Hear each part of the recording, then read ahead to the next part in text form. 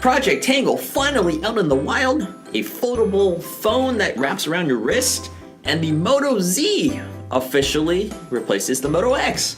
We got a lot to talk about in this week's Sypno Tech Show, Lenovo Tech World Edition. Roll our intro.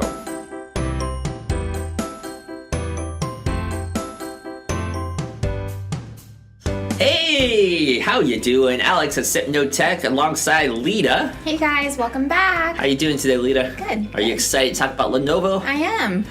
So today's edition is all about Lenovo Tech World, which happened this previous week. Today's episode is filmed on, what day is it today? June 11th. June 11th. I always get the dates wrong, but today is June 11th, and we're talking about everything Lenovo and Motorola because Motorola is owned by Lenovo. So without further ado, we got a lot to talk about. Why don't we jump into it? Lita, you want to jump into our first story of the week? Sure. So I guess there's a couple components to this, but we should preface it by starting off with Google's Project Tango. And you kind of need to know a little bit about this before we get into the Lenovo stuff. That's hard to say. But Project Tango is essentially Google's... it's from Google's lab. It's the augmented reality. Exactly. So they're supposed to bring you tracking, and they use some crazy stuff on their end that you point your phone and it does some augmented reality stuff, no matter where you are. And where Lenovo comes into this is that Project Tango is featured on the Phab 2 Pro. Their newly announced Phab 2 Pro, and this is supposedly the first ever consumer device that is featuring Project Tango. Because Project Tango has always been just a developer kind of thing. They use it in a thick tablet. So this is the first consumer device where we can actually go out and purchase it, albeit it is coming from Lenovo, and it is supposedly coming to the U.S. Is that correct? Yes. Right. Yep. So Lenovo, usually we don't see much of their phones overseas. They're pretty popular in China. You see their models everywhere, but I guess they're trying to branch out with the Moto brand, and Lenovo is branding their own phones here too with the Phab 2. So this is 6.4 inches. It's running a Qualcomm Snapdragon 652 with 4 gigabytes of RAM, so that's a mid-range phone in today's standards.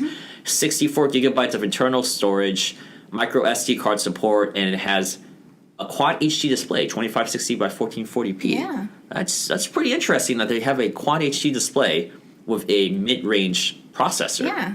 You don't really see that, huh? No. What do you think? Smart move? Good move?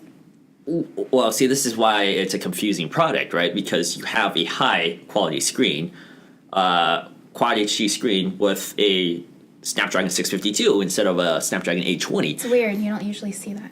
And it's priced at $500, $499. And it has a 4,050 milliamp battery, so this is interesting.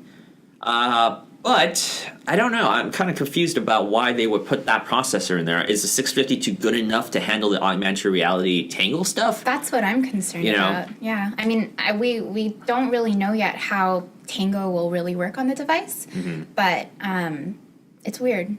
Because Tango, I see Tango being very profitable for professionals like architects or interior designers, where instead of going out and buying things and setting it up, you could do it in the 3D space before you make the purchase, because you can test out where furniture would go in a room without actually going out and buying the furniture and setting it up, right? And there is a special app that's actually meant specifically just for that.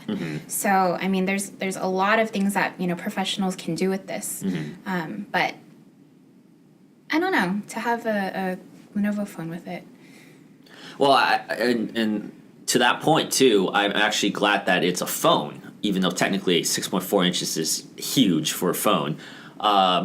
It's better than taking a tablet everywhere, because before, we've only seen Tango basically displayed on tablets. So now that we see it on a phone, it's much more convenient for people to potentially use this in the field. So that's definitely something we will be keeping an eye on.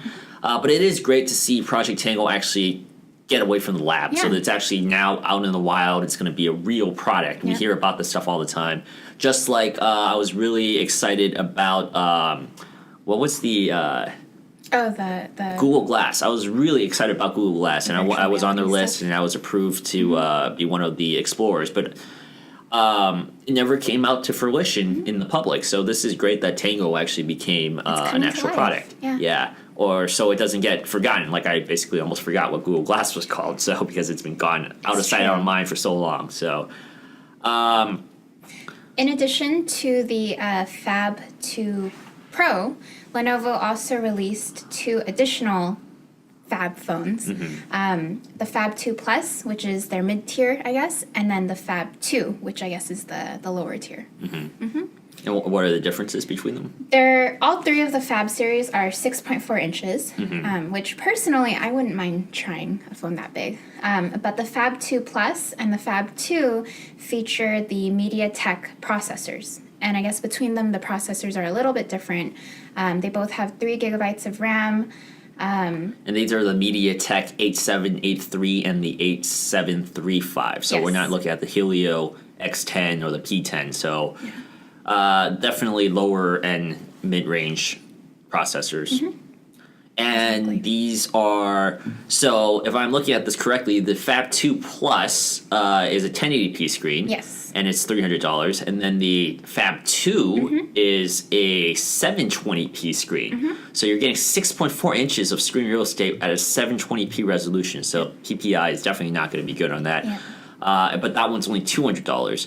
And both of these Phabs are not Tango powered. So only the Pro version is Tango powered. So that's definitely the premium one for $500. So yeah, I mean the Tango one's the only one that really, attracts me right now. The other 2 are run-of-the-mill phablets, big phones that don't stand out much in terms of processing power or speed or anything. So next story we're going to check out is Moto Z.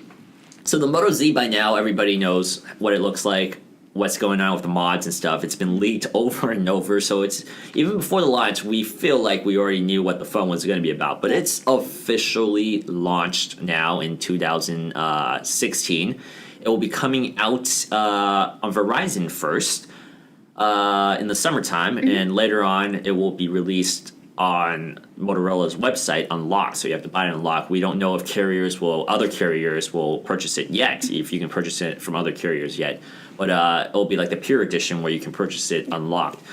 And the features are, the Moto Z is a 5.5 inch phone. It has a fingerprint scanner now in the front. That was something that was missing on the Pure and the Moto X 2014. And we're looking at a Quad HD AMOLED screen, Qualcomm Snapdragon 820, 4 gigabytes of RAM, 32 or 64 gigabytes of storage, and it's important to note it also has SD card support. And 13 megapixel camera, back camera, 2600 milliamp battery, and this is something that is a hot topic right now. No headphone jack. So we heard a lot of rumors about the iPhone 7 not having a headphone jack.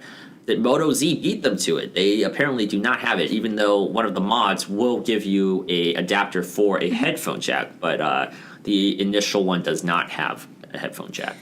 It's kind of weird to me. I'm used to plugging in my headphones into my phone, and I know they're trying to steer away from this so that people can start using Bluetooth to connect to their phones, and I know the wires are inconvenient and everything, but I'm kind of gonna miss it in a way. I'm so used to just plugging in and going to the gym. Well, there's going to be a lot of people who are going to be very disappointed in it too. As someone who doesn't listen to music much or plug in 3.5 millimeter headphone jack, it doesn't bother me too much, but they are trying to gravitate towards the Bluetooth craze. So, I definitely see where the complaints will be.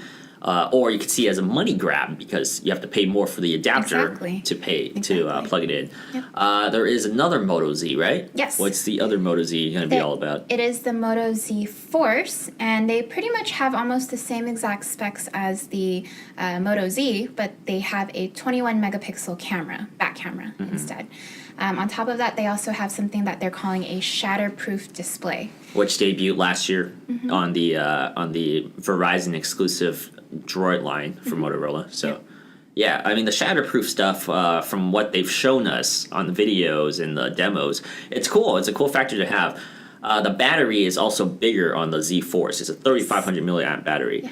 That's an initial concern I had with the Moto Z when they announced it. It's 5.5-inch Quad HD display with only a 2,600 milliamp battery. It's hard to think that's going to last you. Yeah, that very sounds long. unbelievably lackluster for that big of a phone with a Quad HD display. And the the Qualcomm Snapdragon 820 is pretty power hungry too.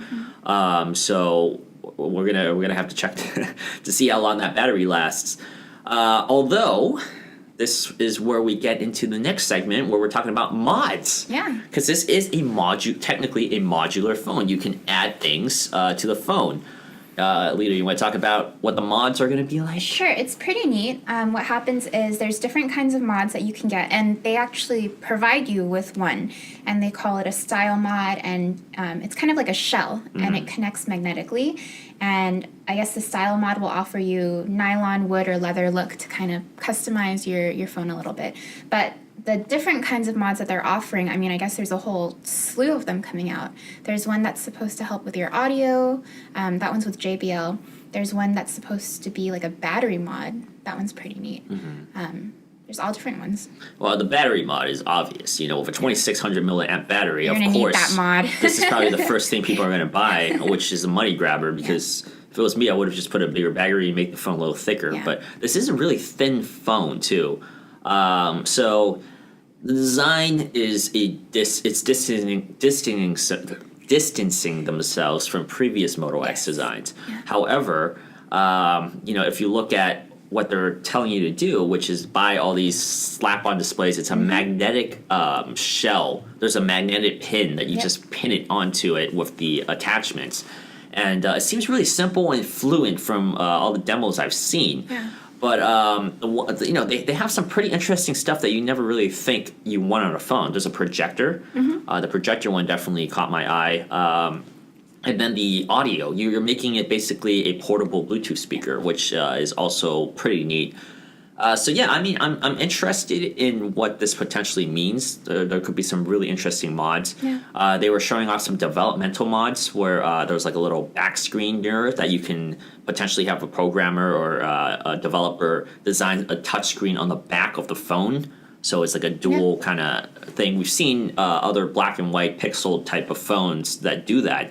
But if we can have a full touch screen with an AMOLED screen or something on the back, that's pretty neat. Absolutely. Also to note, just really quickly, since it is an AMOLED screen, I guess that will help the 2,600 milliamp battery. But from experience, I had the 2014 Moto X. You did. That also had an AMOLED screen, but it only had 2,300 milliamp battery, and that didn't last me half a day. So that doesn't necessarily mean that this will last you a day. Yeah. So and I think with if you're an intensive, heavy power user, you're probably still gonna really need that battery mod. Yeah. Also to note, both of these phones will come with the USB-C port. So USB-C port. I bet you there's going to be a lot of USB-C headphones too. Yes. Yeah, that's going to be a new it thing too. But there's going to be a lot of interesting things from Motorola, and not to confuse them with the Lenovo branded phones, because Lenovo branded phones are different phones. I guess they're keeping them separate. Right. The rumor was that they were going to just merge all the Lenovo phones, because Lenovo makes a lot of phones. They make dozens of phones each year. The rumor was that they were going to combine them into Motorola and sell them under the Moto brand, but apparently not. So. Yeah. I think the Motorola users they're pretty. They love the Motorola's, So I guess they want to keep them separate and see what new things they can do to keep them coming. Well, those are the two big phone releases that stole the headlines for this week. However, there are some pretty interesting developmental stories that are going on. So, Lita, I know you are a big exercise fan. You do a lot of running. You go to the gym all the time and fight gyms and stuff like that. What do you think about the Lenovo smart running shoe? You want to talk to us a little bit about their smart shoe? Yeah, so this is basically still a prototype, but they call it a fully functional prototype. And what it is it's a smart running wearable shoe, and they collaborated with a outsole maker called Vibram. And basically, what it does is you can use the shoe, and it'll track, all your fitness as you're wearing it, running in it, whatever you're doing with it. And they also have this game app that they developed where you use, I don't quite understand, I guess they haven't given too much detail about it, but you use your feet as you're wearing the shoes as a controller. So I guess you can step and it'll, I don't know if it'll beep, or you can use it with your phone or something, and it's kind of like a little game in there to help you get going. Mm-hmm. Yeah. That's interesting. I mean, they're definitely not the first ones who are going to be dabbling with the smart shoes. I've already heard a lot of different things about Nike doing stuff like that, Adidas. Yeah. So, I mean, it's coming. Smart shoes are coming. Yeah. Smart everything is coming. There's even smart bras. I've read about smart bras in the past, and like smart undershirts and stuff like that. So it's coming. Is this something you might potentially be interested in as a consumer? I think I would be. I mean, fitness trackers are already so popular, but they can only be so accurate, especially depending on the workout you do and the exercise that you're exhibiting. With a shoe, I think I can really see it appealing to runners, basketball players even. But the shoe itself looks pretty nice too, in my opinion. Mm-hmm. They have the bottom, they light up, which is kind of cool. Did they say that that's actually the full design they're going to release, or is that just a prototype? Still prototype. It's just so it might not even look like that when it comes out. Yeah. But it looks like they're on the right path where you like the design of the shoe, where you potentially think it's attractive enough to go out and purchase, even without the tech in it. Right? Yeah. I'm definitely intrigued. Well, moving from that, a shoe can fold. But can your smartphone fold? Lenovo is basically one of the first ones to show us, or at least one of the big brand companies to show us a foldable device. At Lenovo Tech World, they finally showed off a folding smartphone and a folding tablet. So, LG has been showing us folding displays for a while, but we've never actually got it in the form of an active working smartphone. So Lenovo has finally done that. They've demonstrated a flexible display wrist phone and a folding tablet. So it's basically a phablet.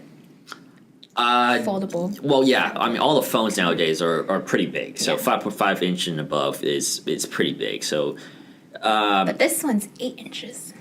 For the tablet, tablet one. Yes. So let's talk about the phone first. The phone is basically, this is all still years away. It's still just an engineering concept. I want to make that clear. They wanted to make that clear too. They didn't really release any details about what's running in there, what kind of processor. They could just be using the cheapest thing just to make sure it's small enough to be bendable. But yeah, so it looks like there's joints. And it reminds me, at least the phone, it reminds me of those scrunchies that girls used to have in the 90s where you slap it and it wraps around. And it folds, it like twirls around your wrist. Right. Yeah. Right. So it's less like paper and more like a scrunchie from what I've seen of the demos online. That's a contrast from the other foldable displays that we've seen or it has been rumored by Samsung and LG. Those, you roll it up like paper and it actually doesn't have any joints. This one looks like it has joints and it's actually bending. So it does look, it is different. It is different. Are you interested in a bracelet phone? It's kind of weird to me. I don't know how I feel about this one. I give Lenovo credit that they are, experimenting with stuff like this. But I don't know if I'd actually wear it. I don't know if I would, as a consumer, if I would go out and buy it. It's kind of a cool factor, but... You wouldn't want a smartphone you can keep on your body? No, it's without weird sliding to me. in a pocket? Yeah. Well, I've always been very interested in wearable technology, and if there is a time where your smartphone can connect to your body without looking weird, this is how you're going to do it. I really do think so.